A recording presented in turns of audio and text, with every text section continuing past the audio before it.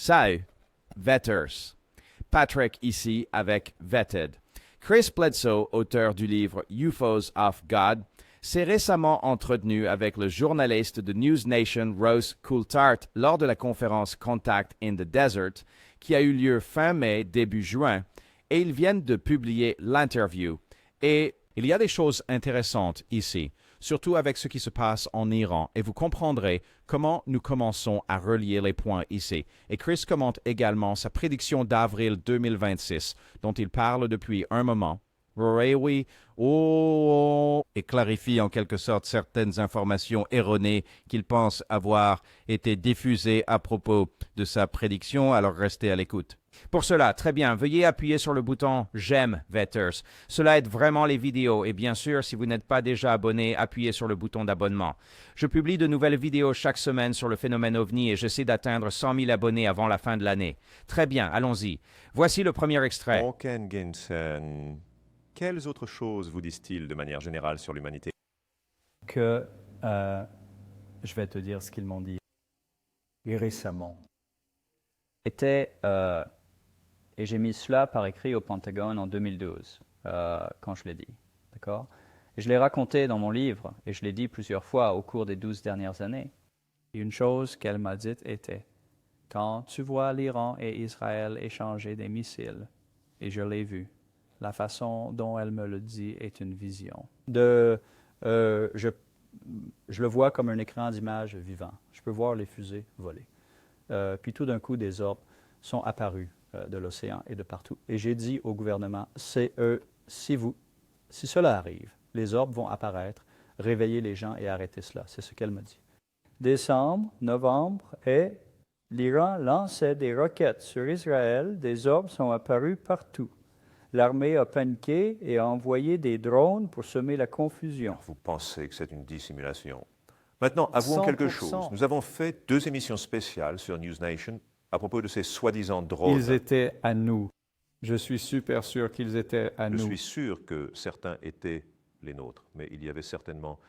J'ai parlé à quelqu'un ce matin, un policier du New Jersey, et il a dit... Correct. Je ne crois pas le gouvernement quand il dit que ce sont juste des personnes confuses. Des personnes qui sont juste confuses. Ils ont vu un avion. Il a dit, je sais ce qu'ils étaient. Ils étaient anormaux. Ils étaient anormaux. Et là, ils n'étaient pas. En fait, les drones, c'était les nôtres. Je sais qu'ils l'étaient. D'abord, un fan m'a appelé et m'a dit, tu ne croiras jamais ce qui vient de se passer. Il avait une vidéo de cet orbe, ce drone en vol stationnaire au-dessus de sa maison, n'est-ce pas? Il avait de petites appendices qui dépassaient. Ça clignotait. Les mêmes d'où vous voyez des trucs tomber. Il sort un laser et l'éclaire dessus. 30 minutes plus leur FBB shade his legs. Il est actuellement accusé d'une infraction fédérale pour avoir éclairé un drone, sir. Et il a dit, vous n'avez pas dit ce que c'était. Ils ont dit que c'est illégal d'éclairer tout aéronef. Et pourtant, le secrétaire fédéral au transport, le général Glenn Van Herk, l'ancien chef de Norcom NORAD, le général en charge actuel de NORAD, tout le monde dit essentiellement qu'ils sont encore mystifiés parce que ces objets étaient... Ils étaient des orbes. Et ce qui s'est passé, je l'ai dit par écrit à Tim Taylor, à la NASA et à tout le groupe, quand vous verrez les missiles, les orbes vont apparaître et ils vont apparaître aux gens. Que s'est-il passé? Les voilà qui arrivent. Et puis le gouvernement s'affole. Oh mon Dieu. Ils ont coupé court, désamorcé le conflit. Les orbes ont disparu, les drones ont disparu. D'accord, alors laissez-moi voir si je comprends bien. Chris dit essentiellement que elle a été informée par cette entité divine, je cite Dame à qui il parle, que lorsque l'Iran et Israël se tireraient des roquettes, les orbes se manifesteraient et sauveraient la situation et la divulgation se produirait, n'est-ce pas? On serait tous au courant, n'est-ce pas? Parce que le phénomène interviendrait et sauverait la situation. Et encore, comme je l'ai dit au début, cela a été filmé à Contact in the Desert à la fin mai, début juin, avant ce qui s'est passé en Israël et en Iran ces derniers jours, n'est-ce pas? Parce que ce dont il parle s'est produit à la fin de l'année dernière et il dit que les orbes sont venus et ont pris en charge les choses. Mais où sont-elles maintenant? N'est-ce pas? Des roquettes sont tirées depuis Israël et l'Iran et il y a potentiellement une troisième guerre mondiale sur le point d'éclater. et les orbes ne sont pas du tout apparus ni n'ont fait quoi que ce soit. Alors, qu'attendent-ils? Peut-être que je suis confus ici. Ce serait intéressant d'entendre les pensées de Christ maintenant, non? Parce que, encore une fois, cela a été filmé 2 semaines avant que ces choses se produisent. Alors que dirait-il maintenant? Non. Et j'admets que c'est étrange que cela se produise maintenant, 1 an avant. La grande prédiction de Christ d'avril 2026, Ce dont nous allons parler dans une seconde. Mais je trouve cela intéressant, c'est tout. Vous savez où sont les orbes, Tamar Keshem. Pourquoi ne protège-t-il pas Israël, l'Iran et pas nécessairement ces pays, mais le reste du monde de ce qu'ils pourraient se faire l'un à l'autre? Et il y a de fortes chances que l'Amérique soit entraînée là-dedans d'une manière ou d'une autre. Et certains peuvent dire que nous y sommes déjà. Donc, vous savez, que se passe-t-il? J'aimerais beaucoup un commentaire plus actuel et à jour de Chris à ce sujet. Très intéressant. Faites-moi savoir ce que vous en pensez dans les commentaires. D'accord, passons à un peu plus d'informations sur la prédiction d'avril 2026 de Chris Bledsoe. Alors, cette date d'avril pourrait bien voir quelque chose revenir ici, atterrir et sortir. Avril 2026. Et d'accord. Tu sais, tu t'es engagé là, Chris. C'est bon, c'est bon. Ça va être. Chris Bledsoe dit qu'avril 2026 est quand tout se passe. Eh bien, non. Non. Laissez-moi, j'ai dit cela dans mon livre, alors revenons à mon livre. Et mon livre dit clairement ce que Chris a dit. La dame m'a expliqué qu'en avril 26, il y aurait un alignement où cette étoile, qui est une étoile bleue, de Régulus, apparaîtrait à l'horizon devant le Sphinx, et elle serait rouge. Tu sais quoi? C'est vrai. C'est je ce sais en qu'elle fait a parler dit. à des astronomes. C'est ça qui est phénoménal dans cette Oui, affaire. et elle a dit que ce sera rouge. Et quand cela arrivera, cela marquera un passage vers une nouvelle connaissance, pas une apocalypse. C'est ce qu'elle m'a dit. Cela ne signifie pas que Jésus revient. C'est une nouvelle connaissance qui arrive. Qu'est-ce que c'est? Est-ce qu'ils ont découvert quelque chose sous les pyramides? Est-ce la salle des archives? Est-ce... divulgation. Maintenant, Chris, je dois me mettre à la place des débunkers furieux. Ils sont pratiquement en train de s'en réjouir. J'adore n'est-ce pas? ça. J'adore ça. Ils J'adore sont ça. assis chez eux en disant « Oh mon Dieu, c'est tellement de la foutaise ». C'est juste Incrédule une que Cook soit en train d'écouter ce type, Chris Bledsoe. Pourquoi ne pourrions-nous pas y croire? Quoi, vous savez, est-il possible qu'elle vous trompe? Même si elle est un être divin, un être avancé, ne pourrait-elle pas simplement vous faire marcher? Eh bien, elle pourrait l'être, mais je peux vous dire ceci. Quand j'ai dit cela au gouvernement à propos de 2026, j'ai juste répété ce qu'elle m'avait dit. Ils ont immédiatement mis des visionneurs à distance dessus. Et tout d'un coup, tous les visionneurs à distance disent « Oh mon Dieu, 2026, 2027, quelque chose va se passer. Nous ne savons pas quoi, mais quelque chose. » Mais Chris, la position officielle du gouvernement publiquement est que nous n'utilisons pas de visionneurs à distance. Je pense que nous le faisons. Je veux dire, écoute, j'y ai beaucoup réfléchi et tu sais, on pourrait en discuter longuement sur le fait qu'il a dit ça et ceci et cela et ceci, peu importe, tu sais. La vérité est que nous le saurons dans moins d'1 an, en avril 2026, tu sais. Je serais curieux de voir quels seront les commentaires de Chris après avril 2026 si rien ne se passe. N'est-ce pas? Mais comme vous pouvez le voir, il mentionne aussi 2027, le 26 avril 2027, quelque part par là. Quoi? Attendez une seconde. Lequel est-ce? D'accord? Que voulez-vous dire? Les visionnaires à distance voient 2027, mais vous avez dit 2026 comme cette entité divine.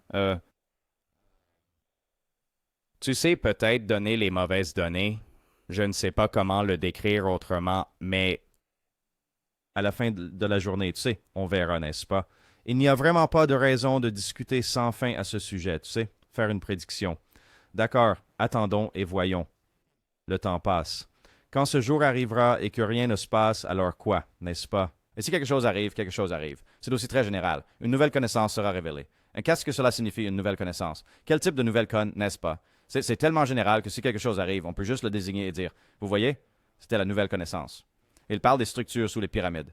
Eh bien, elles sont en train d'être découvertes maintenant. Donc, ce n'est pas avril 2026. Genre, je ne sais pas. Je pense que c'est le problème avec les prédictions et personne à qui j'ai parlé dans cette communauté n'est fan des gens qui font des prédictions. Je dis juste. Je ne sais pas. Faites-moi savoir. Qu'en pensez-vous? Avril 2026.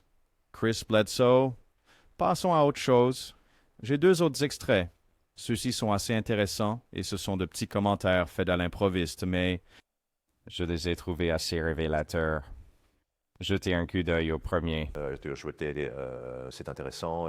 J'ai beaucoup d'amis religieux et j'avais une conversation avec l'un d'eux l'autre jour et elle me taquine que je parle des ovnis et pense qu'ils sont peut-être extraterrestres ou des aliens ou quelque chose comme ça. Elle pense qu'ils sont des anges. Et quand je lui ai demandé à quoi ressemblaient ces anges, elle a dit « ce sont des orbes ». Eh bien, oui, et je pense que c'est probablement ce qu'ils sont, bien que je ne sache pas.